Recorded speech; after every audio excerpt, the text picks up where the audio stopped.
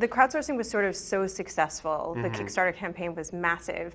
But then afterwards, there started to be a conversation about maybe there's a line where studios shouldn't do that. What do you think about that? I totally think there's a line. There's definitely movies that have no place in the crowdfunding, at least for the entire movie. I think there's different things you could do, like be a part of the movie somehow. I think that's great, being a part of the movie. But like to fund a whole movie like that, like we weren't going to exist without the fan funding. So that's kind of where, like if it's a smaller or like a cult film, like it could at least get it going.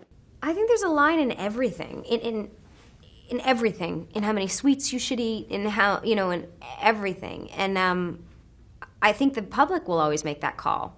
And that's what capitalism is about. I mean, that's the consumer has all the power. They always have, they always will. And we were lucky enough to be a show that the fans were like really intensely passionate about, and we don't take that lightly, and we will be forever grateful that they allowed us to do this, because they did. They're now our colleagues and really our boss, because they're our producers. So I can't speak to other projects, but I just know I feel eternally grateful for being able to work on this project again, and it's because of the fans. I think they just need to be honest about what they're doing. I do know that some people. Well, I mean, we can take Zach Braff, for example, that he got some blowback on that, and yet I found what he did to be very honest. He said, I want to raise a couple million extra dollars so I can cast who I want in this movie. To me, he was pretty upfront about what he wanted it for. And then if you are a fan and you believe in that project, give to it. And I don't understand why people who aren't giving complain about how you are spending your money. So even if Sylvester Stallone wants to jump aboard that, we all have the right to put our money where we want. It's not like people are, shaking you by your ankles. Don't give if you don't believe in the project is sort of my attitude about it.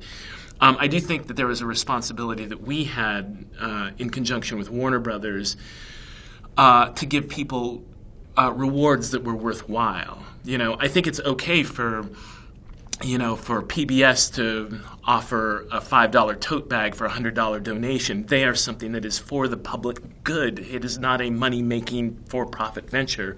With our movie, I felt like we had a responsibility to give something worthwhile for the money. So for $35, a script, a T-shirt, a download of the movie, that felt fair. It felt upfront.